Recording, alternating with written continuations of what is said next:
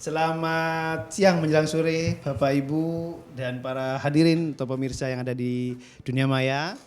Kali ini kita insya Allah mungkin ini podcast terakhir dari edisi periode kerjasama antara Komisi C DPRD Jatim dengan Bapenda. Dan kita berikan apresiasi terlebih dahulu kepada Bapak anggota Dewan yang sudah di sini. Karena waktunya masih menyempatkan ya di sela-sela kesibukannya. Dan tema-tema pada hari ini sebenarnya tema yang sudah beberapa kali dibahas dan mungkin ringan, kita nanti mungkin menyinggung sedikit karena ini sudah di doc mungkin RPJPD Jawa Timur, kemudian nanti mungkin ada sedikit permasalahan di pajak kendaraan bermotor, kemudian refleksi selama 5 tahun anggota Dewan, kira-kira apa dan mungkin saran ke depan untuk selanjutnya. Dan selanjutnya mungkin tentang apa pesan untuk masyarakat nanti itu kita sampaikan. Baik, yang ingin kita bahas pertama mungkin adalah permasalahan yang terjadi itu juga banyak di masyarakat Pak, utamanya dari PKB ya, bukan Partai Kebangkitan Bangsa Pak, tapi ini pajak kendaraan bermotor Pak.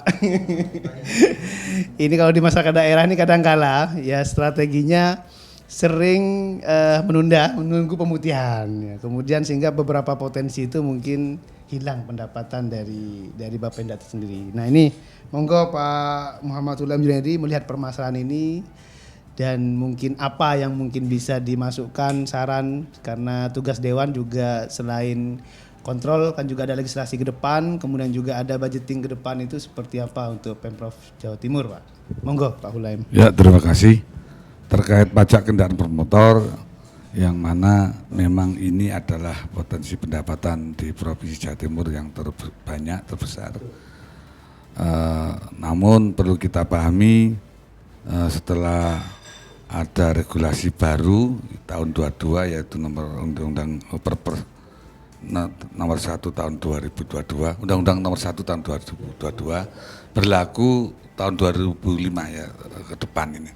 Yang mana mengamanatkan pembagian yang semula 70% untuk provinsi sekarang beralih 65% untuk kabupaten ini berakibat potensi pendapatan atau pendapatan asli daerah Jawa Timur akan terkoreksi kurang lebih hampir 4-5 tahun. Namun perlu kita pahami ini juga bisa menjadikan motivasi UPD-UPD yang ada di Provinsi Jawa Timur termasuk OPD penghasil, di mana di situ juga banyak aset daerah yang menempel di OPD, kemudian BUMD yang selama ini juga ada sebagian yang tidak menghasilkan pendapatan, bahkan juga membebani pendapatan asli daerah. Maka dengan adanya pendapatan terkurangi dengan adanya Undang-Undang 122 itu, maka mudah-mudahan terpacu, termotivasi untuk meningkatkan potensi pendapatan dari OPD penghasil dan BUMD yang mungkin bisa dikatakan hidup tidak mau, mati segan, hidup segan mati tidak mau, artinya itu. Nah, dengan adanya itu saya yakin kalau dinas-dinas terkait termasuk dinas aset yang akan memberikan semangat kepada OPD yang ada di dalam OPD itu ada aset untuk potensinya ditingkatkan sehingga mendapatkan, insya Allah bisa mengejar, artinya bisa memenuhi kekurangan, artinya PAD yang berkurang itu akan terlampaui yang semula mungkin kita terkurangi 4 triliun bisa dengan adanya semangat dari OPD untuk meningkatkan potensi pendapatan di OPD penghasil itu bisa melampaui 4-5 triliun.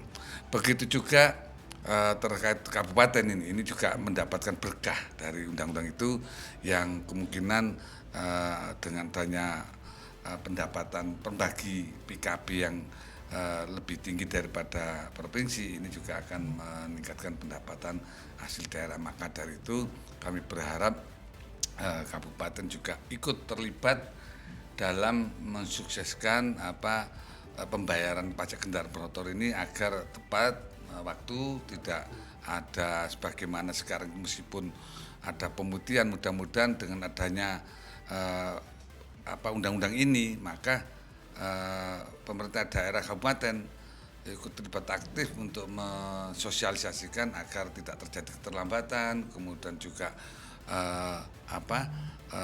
pembayaran juga sebagaimana yang sekarang ini digalakkan, tidak hanya melalui samsat saja tapi melalui online, bahkan mungkin di desa-desa agar lebih gampang dan juga mungkin yang sinyal atau terkait gaptek dari warga yang daerah-daerah pelosok, maka bisa membayar melalui BUMDes. Nah, dengan BUMDes itu diharapkan pemerintah kabupaten juga memikirkan desa-desa yang ingin desanya melayani melalui BUMDes pembayaran bermotor, maka anggaran dana desa ini diharapkan untuk mendirikan BUMDes dalam rangka untuk melayani pembayaran pajak kendaraan bermotor ini sehingga dua sisi provinsi juga tidak merasa rugi dengan adanya undang-undang ini, karena aset-aset desa, aset daerah akan bisa menghasilkan pendapatan.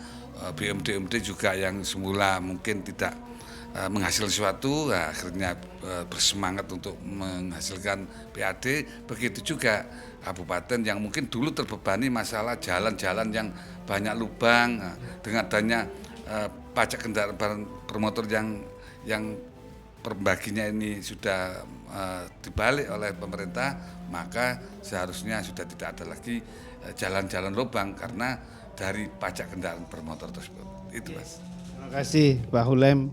Ya memang PKB ini kendaraan bermotor memang terbesar nih PAD dari Jawa Timur, dan terobosannya sebenarnya Pak memang adalah sekarang tidak lagi offline, artinya online itu sudah bisa. Jadi tinggal desa memang harus memberikan sosialisasi yang baik kepada masyarakat sehingga dari rumah sudah bisa sebenarnya. Tidak seperti dulu kita harus ke lokasi dan sebagainya. Nah, khusus ini Pak, karena memang ada kaitannya, karena kemungkinan institusi Mendagri Pak Aufa, RPJPD sudah harus ditok maksimal itu Agustus sampai ke kabupaten daerah juga dan kota, dan mungkin bisa bercerita kepada kita semua karena ada potensi pendapatan yang tidak hanya yang di slot-slot itu, tapi yang kemungkinan potensi lain yang sudah diproyeksikan untuk ke depan, khususnya kalau 20 tahun, target 5 tahun yang minimal apa Jawa Timur ini yang dirancang oleh DPRD dan eksekutif di RPJPD Pak. Monggo Pak Aufa menjelaskan. Baik, terima kasih Mas Boy. Assalamualaikum warahmatullahi wabarakatuh, masyarakat Jawa Timur, rekan-rekan Komisi C sekalian. Jadi memang di bulan Juli itu pemerintah Provinsi Jawa Timur dalam hal ini legislatif dan eksekutif itu menandatangani nota kesepakatan rancangan Perda RPJPD, Rencana Pembangunan Jangka Panjang Daerah untuk 20 tahun ke depan, yaitu targetnya 2045. Nah, Indonesia Emas. Nah, kenapa kita tagline Indonesia Emas? RPJPD ini ada pesan khusus dari pemerintah pusat, karena itu di situ tertuang program kerja pemerintah pusat dalam hal ini Presiden terpilih untuk 20 tahun mendatang. Ya, artinya inilah kita sebagai bangsa Indonesia, pemerintah itu membuat program yang berkesinambungan dan itu harus ditata mulai sekarang. Ada poin-poin yang menjadi keleluasaan provinsi, ada juga yang tidak. Tetapi sifatnya satu, ada dua kata kunci atau keywords atau clue ya, yang mana satu maju dan berkelanjutan. Apanya yang maju dan berkelanjutan? Nah, ini kan menarik. Ketika kita bicara maju dan berkelanjutan, itu keinginan kami di legislatif yang diamini juga oleh eksekutif tentunya ingin menjadi Jawa Timur provinsi yang maju secara semua lini, yaitu baik dari tingkat pertumbuhan ekonomi, tingkat transformasi sosial, tingkat kesejahteraan, berkurangnya tingkat pengangguran, bahkan ketersediaan lapangan kerja. Nah, ini kan mimpi besar yang ingin kami tuangkan dalam RPJPD dan alhamdulillah itu sudah masuk semua. Di mana salah satu problem mendasar bahwasanya kita tahu Jawa Timur ini ada 38 kota kabupaten, di mana masing-masing kota kabupaten tersebut memiliki tingkat rasio yang berbeda, yaitu mulai dari kepadatan penduduk, tingkat kesejahteraan sosial, tingkat pendidikan, bahkan tingkat pertumbuhan ekonomi yang berbeda. Ini menjadi PR kita bersama. Dan ada kesenjangan memang antara daerah-daerah yang dinamakan masuk ring 1. Nah, apa ring 1? Itu yang daerah yang punya kawasan industri. Pasti daerah tersebut, kota kabupaten tersebut PAD-nya tinggi. Itu ada Surabaya contohnya, Sidoarjo. Lalu mana lagi, Gresik. Bojonegoro. Nah, karena ada industrialisasi. Nah, di situ kita memang amanat pemerintah pusat mengamanatkan kepada kami yang di pemerintah Provinsi Jawa Timur untuk membuat rancangan industrialisasi, hilirisasi. Nah, ini Pak Jokowi ngomong hilirisasi itu maksudnya apa? Selama ini kita ini hanya bahan mentah kemudian diekspor keluar. Tetapi pemerintah pusat menginginkan ada industri-industri baru yang muncul di Jawa Timur. Dan ini memang tugas kita bersama. Untuk industri itu muncul maka perlu kerja keras bersama. Kita selaku pemerintah provinsi harus menyiapkan semua infrastrukturnya, yaitu kemudahan perizinan, lalu daerah di mana yang cukup luas dan strategis, kemudian jangkauan untuk transportasinya, dalam hal ini pelabuhan, dalam hal ini mungkin bandara, nah seperti itu. Tujuannya kalau industrialisasi ini muncul maka menyerap tenaga kerja masyarakat Jawa Timur sendiri, dan itu tentunya akan juga mendongkrak kemampuan ekonomi atau pertumbuhan ekonomi masyarakat di Jawa Timur. Lalu kemudian kalau kaitannya dengan podcast ini, Posmini ya, podcast Rosmini, ruang obrolan santai mendidik dan inspiratif Bapenda. Dari munculnya industrialisasi itu ada potensi-potensi pajak baru yang menjadi kewenangan provinsi ini. Jadi supaya nyambung Mas, karena kita Bapenda ini kan ngomongnya pendapatan. Apa itu? Contoh dalam hal ini pajak air permukaan. Ada industri baru, pasti penggunaan air bersih ini akan semakin meningkat. Nah, itu ada pajaknya dan itu menjadi kewenangan provinsi dan diharapkan di masa yang akan datang mampu mengcover dari kehilangan potensi pendapatan provinsi dari pajak kendaraan bermotor. Mungkin itu. Ya, terima kasih Pak Aufa. Ini juga sekaligus ketua Pansus ya Pak ya pada saat itu, dan sudah ada salah satu contoh tadi dari Pak Holem, PKB-nya ditingkatkan, kemudian ini potensi tadi, ini masih segelintir karena kalau PJPD itu saya yakin tebal Pak ya, nggak mungkin dijelaskan, tapi minimal target PAD itu kan setiap tahun kita cross check aja Jawa Timur selalu meningkat, dan ini salah satu prestasi juga. Dan tidak lupa khusus Komisi C Pak, itu salah satu di berita itu komisi yang paling banyak melahirkan perda. Artinya jenengan fungsinya legislasinya jalan, budgeting untuk menggenjot keuangan juga jalan, kemudian kontrol untuk menekan dan mengingatkan potensi-potensi tadi itu muncul. Ini yang mungkin kita perlu apresiasi Bapak Ibu. Nah, oleh karena itu sudah berjalan 5 tahun Pak Yuda, sama dengan mungkin dengan beberapa yang lain, bisa jadi ada yang kepilih kembali, bisa jadi ada yang mungkin berkarya di tempat yang lain, tapi saya kira sebagai anggota dewan itu pasti ada refleksi bagaimana selama menjadi dewan, dan mungkin ke depan entah di komisi ini lagi atau siapa yang ada di komisi ini, itu apa yang mungkin harusnya dilakukan legislatif itu kepada mitranya khususnya eksekutif dan mungkin dinas terkait Pak. Monggo Pak, gak usah banyak-banyak dalam arti refleksi kan berat Pak ya, tapi minimal apa yang kayaknya perlu ini yang harus dilanjutkan untuk ke depan ini. Tadi bahasanya Pak berkesinambungan, berkelanjutan. Monggo Pak Yuda. Oke, matur nuwun sedulur Jawa Timur. Tentunya kami sebagai anggota Komisi C, khususnya saya pribadi sebagai manusia yang tidak sempurna, kita pasti masih banyak kekurangan. Terlepas tadi Mas Boy menyampaikan ada banyak hal yang sudah dilakukan Komisi C, perdanya, pengesahannya jalan, kemudian pengawasan jalan dan lain-lain, tapi tentu masih banyak PR, masih banyak hal yang kurang sempurna yang kita lakukan. Antara lain tentunya kita masih belum bisa melihat bagaimana hasil atau pendapatan asli daerah ini benar-benar ditopang dari BUMD. Itu salah satunya.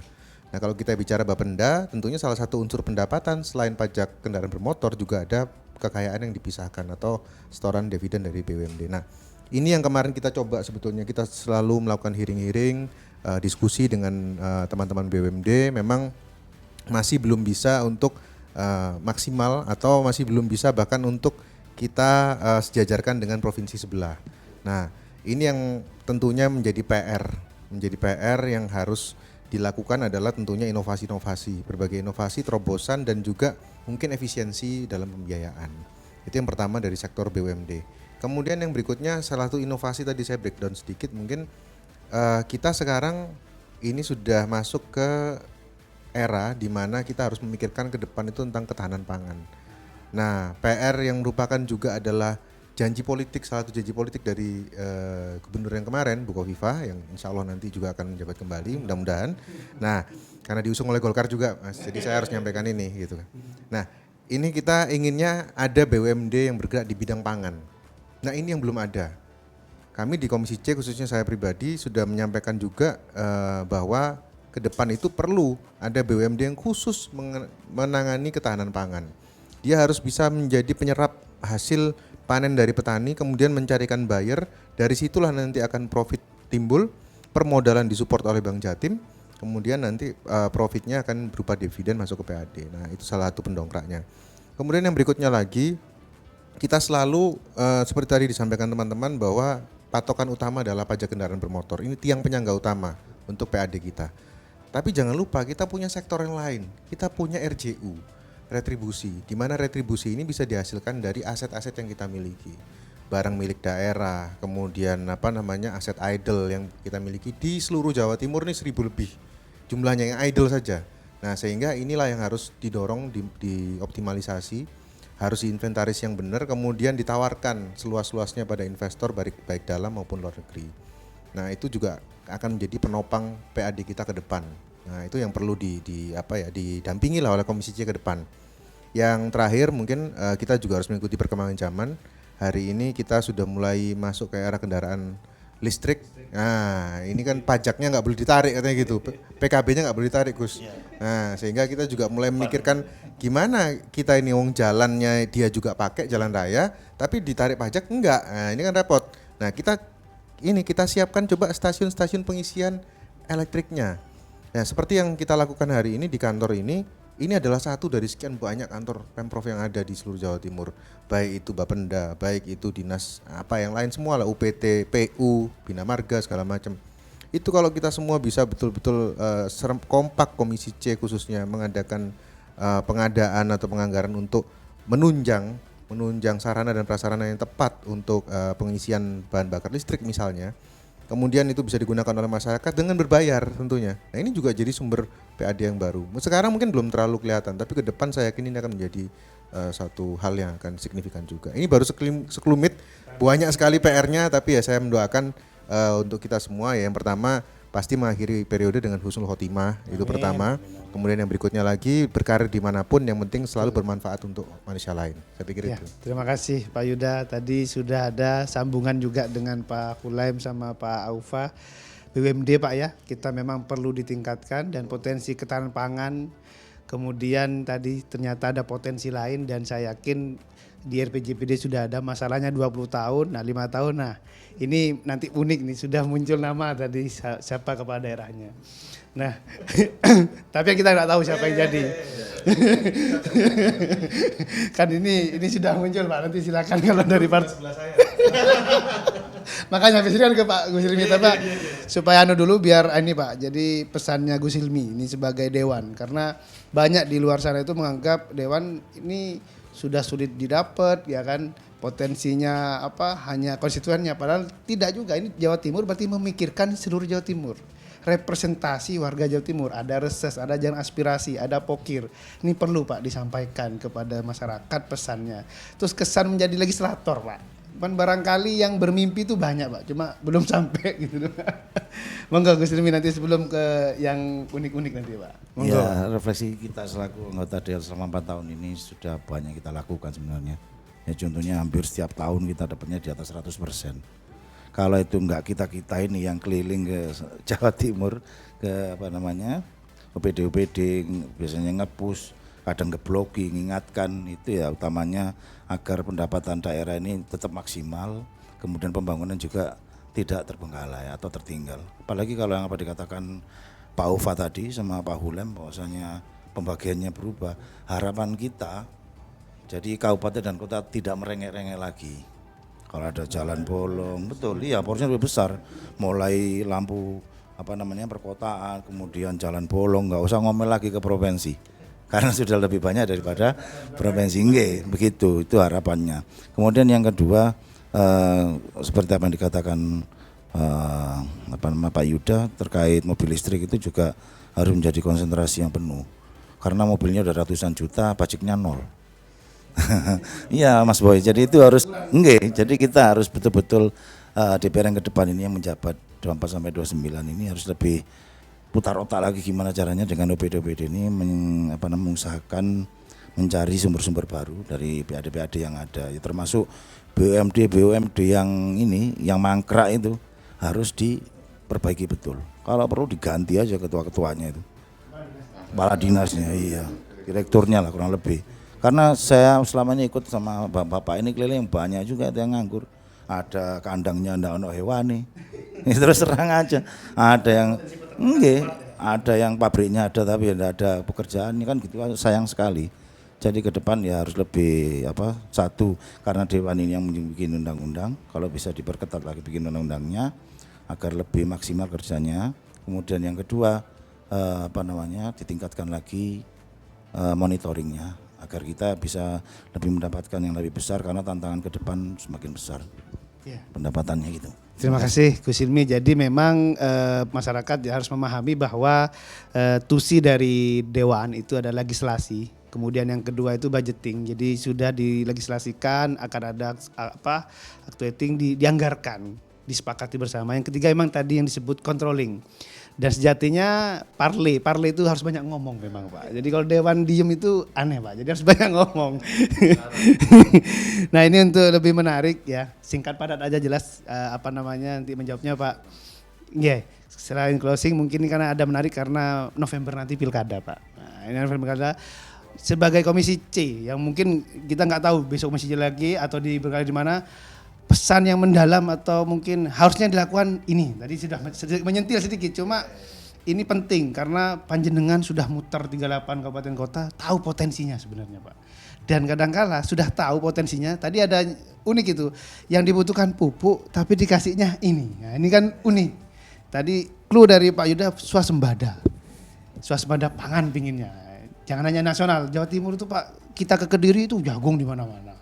Ini padi di mana-mana. Nih mungkin ada dari panjenengan untuk calon kepala daerah karena harus melihat RPJPD, visinya dia kan nanti menjadi RPJMN. Itu harus melihat RPJPD yang digarap Pak Aufa ini.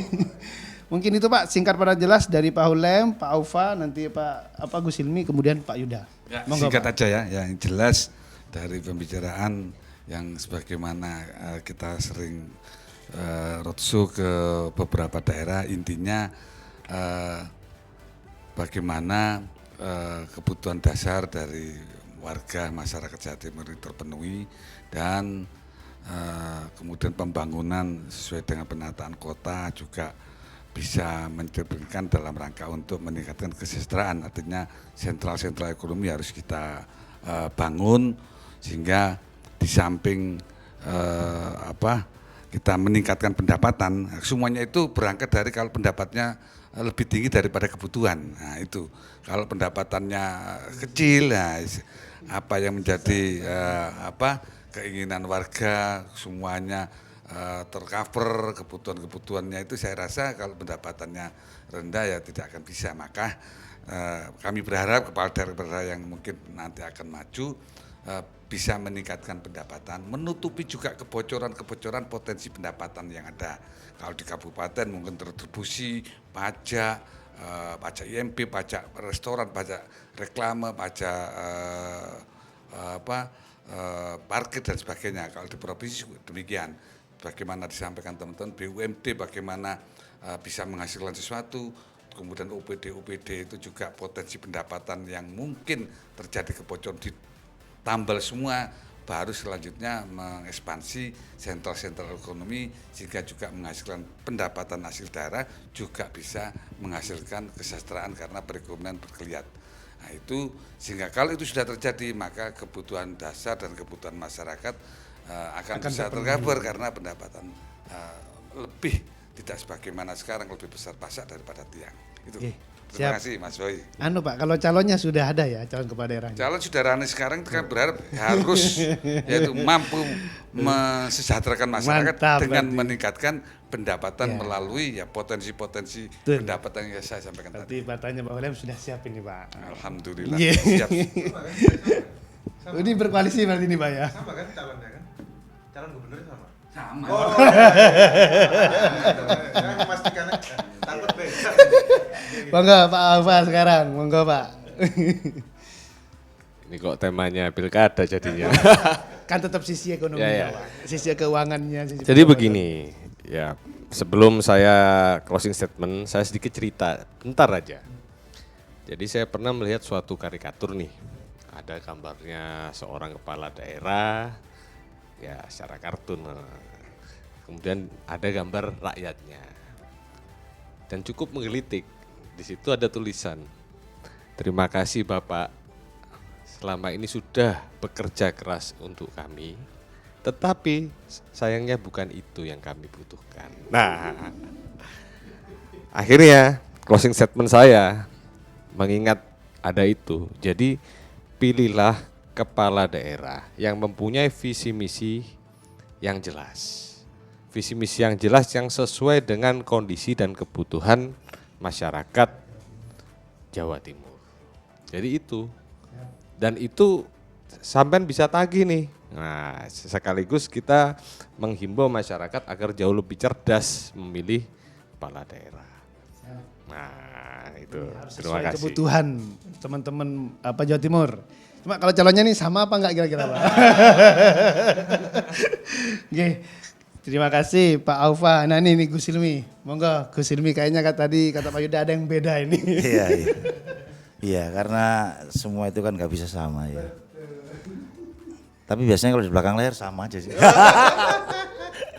Nggak, jadi harapannya ke depan ini pilkada ini bisa menghasilkan dan melahirkan pemimpin-pemimpin baru yang betul-betul melibatkan rakyat juga. Paling tidak saya dari dulu sering ngomong juga waktu acara begini ini, kalau bisa beberapa anak-anak yang kamrut itu sekolahkan aja lah. Luar negeri 5 atau 3 orang khusus tata kota sama betul, tapi ada itu tadi jurusan tata kota sama manajemen keuangan. Insya Allah itu kalau itu sekolah 4 tahun balik lagi ke daerahnya semakin bagus, dan insya Allah standar ikut Eropa bukan satu impian yang belaka, insya Allah bisa. Jadi kedepannya harapannya selain daripada banyak yang milih, tapi orangnya juga yang lebih improvisasinya bagus. Nah, kemudian koneksinya juga bagus gitu. Masih. Luar biasa ini dari sisi pendidikan, tapi tadi manajemen keuangannya tetap harus ini kembali untuk nata itu. Oke, cuma ini sudah dipastikan beda Pak ya. Ya saya biar nggak milih kotak kosong Pak. Maksudnya saya biar ada pilihan gitu loh. Monggo ini Pak Yuda terakhir ini yang sudah mantap dengan calonnya tadi udah klunya ada nih pangan tadi. Perintah soalnya. Jadi kalau mengenai bumbung kosong dulu Mas Boy, saya setuju. Ya, sebelum saya masuk ke closing statement ini, lebih bagus itu tidak bumbung kosong, supaya ketika gubernur yang baru ini dilantik kembali, maka dia akan bisa kerjanya itu lebih maksimal. Tapi kalau bumbung kosong nanti takutnya kurang maksimal, kurang ngegas gitu, kira-kira begitu. Nah, terakhir dari saya sebagai anggota Komisi C hari ini, saya sangat-sangat berharap semoga ke depan Jawa Timur akan memiliki gubernur yang mampu membawa pendapatan asli daerah kita ini angkanya terbang, ya kan? Terus bisa pinter cari uang. Nah, pinter cari uang artinya pendanaan dari pusat, support dari mana-mana itu banyak, sehingga rakyat ini semua perutnya bisa kenyang. Nah, sehingga kita juga hidupnya tenang. Itu aja. Nuwun Pak Yuda dan Bapak anggota Dewan. niatnya mungkin sama, baik insya Allah. Dan yang saya butuh apresiasi dari masyarakat bahwa bapak-bapak sekalian ini telah meninggalkan waktu keluarga, tenaga, pikiran selama 5 tahun. Jadi kita beri aplaus dulu kepada bapak-bapak. Semoga yang tetap jadi lagi, tetap amanah, yang berkarya di tempat lain semoga tetap punya, iya itu Pak. Dan tadi sudah pesan ini para calon gubernur, tadi kita berharap sudah beberapa poin dan ini jelas Pak Aufa sudah tahu RPJPD itu ada semua di situ. Jangan terlalu melenceng dari situ karena itu korelasinya tadi sudah jelas, ada Indonesia emas, kemudian kita ping global sign dan tadi ada maju berakhlak dan sebagainya. Ini yang harus kita lakukan dan masyarakat Jawa Timur yang proyeksinya kalau di data itu sekarang kan 34 jutaan, di 2025 pasti bertambah, bahkan di 2045 itu bertambah. Nah ini SDM ini juga harus ditingkatkan tadi. Jadi ada korelasi. Kalau uang tadi sudah pinter nyari dan ini difungsikan dengan baik, SDM ini kembali, Jawa Timur insya Allah bukan hanya cetar Pak ya, tapi tadi terbang, kemudian apa tadi Pak, sesuai kebutuhannya. Dan yang paling penting memang sejahtera bersama. Mungkin itu dari saya Mas Boy, dari podcast yang Mbak Penda berikan. Selamat berjumpa mungkin di periode-periode selanjutnya dan selamat kepada bapak-bapak atas karya, atas dedikasi, semoga menjadi amal ibadah kita semua. Selamat siang menjelang sore, saya bilang Jatim, apa Pak ini jargonnya Pak? Jatim bangkit. Oke, Jawa Timur bangkit ya. Jawa Timur bangkit. Terima kasih.